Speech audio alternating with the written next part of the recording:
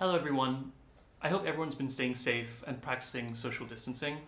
My name is Aidan Saheran. I'm the Chief Commercial Officer at Naluri, and today I'll be speaking on a really interesting topic. Man up. Why men suffer in silence. Today, I'll be speaking of the importance of mental health, how mental health issues affect men differently to women, and a little bit about my own experiences on the topic. So first, I'd like to share a little bit of a personal story on the importance of men's mental health. And this experience of mine took place during a particularly important transitional period in my life. I think this story is particularly relevant here as it illustrates toxic masculinity, how society has placed upon certain expectations on men in the way they are expected to behave and interact with others, and how this can have detrimental effects on individuals. So I remember waking up one day in a place where your parents will say will be the best time of your life, university. And no doubt after a year like this one, in hindsight, I imagine what they said was pretty true. University is a place of many firsts. The first time for many leaving their homes, leaving their parents, and being properly independent for the very first time. So you have a bunch of kids in a similar situation who have no idea what they're doing, and you put them all in the same place. What could possibly go wrong? So it was the morning of Summer Ball, the final social event of the year before everyone returned home for the summer break. It's a day that students celebrate somehow passing their exams, having missed about 90% of their lectures. So I put on a shirt, miserably failed to tie my bow tie, and was adulting for the very first time. I turned up to the summer ball at our college and saw a Ferris wheel, which was pretty amazing to give some context because the university spends next to nothing on student meals. We basically ate potatoes every day for 3 years. So they could afford a Ferris wheel once a year. So this was an extremely exciting and important event for everyone. Summer ball, it's a day where emotions are running high. People are crying and saying they're going to miss you terribly over the summer. And although I appear pretty social, I'm actually quite an introvert. And so when the music gets a little too loud and it gets a bit overwhelming, I tend to find some comfort in going for a little walk.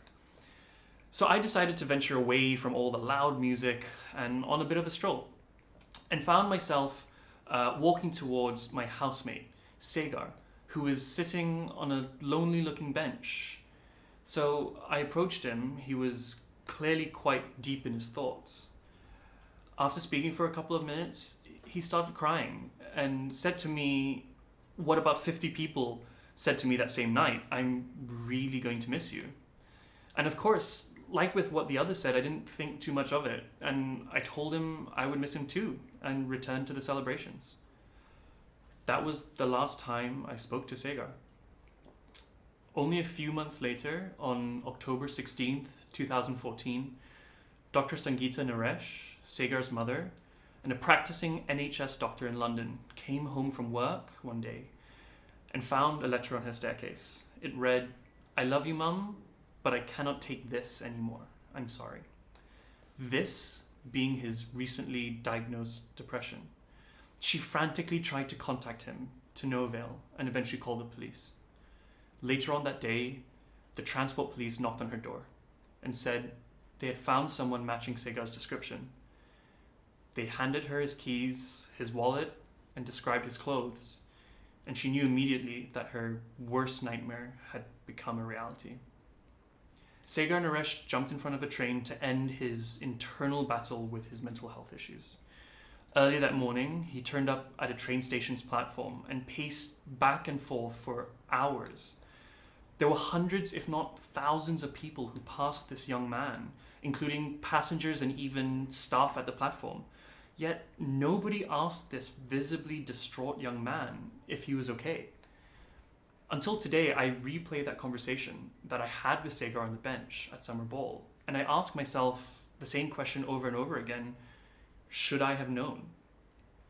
Following Sagar's death, his mother, Dr. Sangeeta, has become a strong advocate for mental health and suicide prevention in the United Kingdom. She writes on her blog every day about the journey of her pain and the issues the world has with identifying and treating mental illnesses on her blog called Kids Are Gifts. She did this for 1,000 days straight. I'm sure we all agree that mental health is an extremely important topic, and what I'm happy about is that this is finally being discussed out in the open. More funding is being put in place by governments to provide mental health support to individuals. This is a necessary but not sufficient step in the right direction. And while mental health as a whole is being discussed quite openly now, what the media doesn't usually report is that there's a drastic difference in the number of suicide deaths between men and women. In the US, just for an example, there were a staggering 10,000 suicides for females in the year 2017. That is 10,000 too many. But what many people don't realize is that there were more than 3.5 times that number of male suicides during that time. Similarly, the WHO compiled the causes of deaths in the US, and in 2012, 2.3% of deaths were caused by mental and behavioral disorders. While that's a surprisingly high number, the number specifically for males is over twice that, at 5%.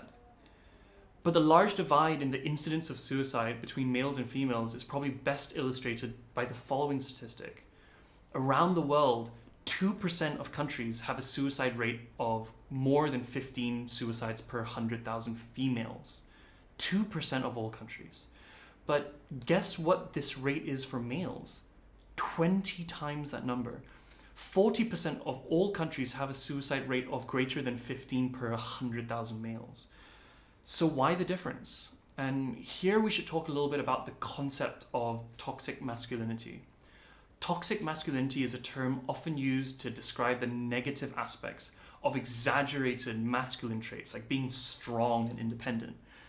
We live in a world that, for the most part, does not say to men enough that it is okay to not be okay. Harvard Medical School and Boston Children's Hospital in 1999 found that 6-month boys were more socially oriented than girls and were more emotive as well. But between that age of 6 months old and when they become an adult, something happens. The world happens. Stop crying like a girl, man up, and be a strong boy happens. As a result, men are less likely to express their emotions and as a result experience greater depressive symptoms than women. There are other effects too, such as perpetuating violence, crime, and dominance over others. The American Psychological Association state that boys learn to be men from the men in their lives, from their own experiences navigating our social norms, and from the large social and cultural context. So how do we encourage healthy rather than unhealthy masculine traits in boys and in other men? First, it's important to speak out and ensure that the toxicity does not spread. The next time someone says, "Stop crying like a girl," don't look the other way. Secondly, we have to take an active role in shaping the mindset of the future generation. Seemingly innocent comments to a boy when he falls down and starts crying, like saying, "Come on, you're a strong boy," can actually do more harm than good, as these early lessons build mental frameworks in boys that associate emotions and crying with a lack of masculinity. And finally, it may be time to redefine what it means to be masculine. Now, this doesn't necessarily mean that we abandon the traditionally positive traits of masculinity, but perhaps it's time to expand the scope of these traits into new traits that are meaningful and beneficial for society in today's world, such as openly experiencing a wide range of emotions, interdependence, vulnerability, cooperation, and kindness. I believe that in a world where these traits are promoted, Sagar would still be here today. There is a chance he would not have bottled up how he felt, nor would he have felt as hesitant to seek help. It is our responsibility to help men, today's men as well as tomorrow's men, value these traits.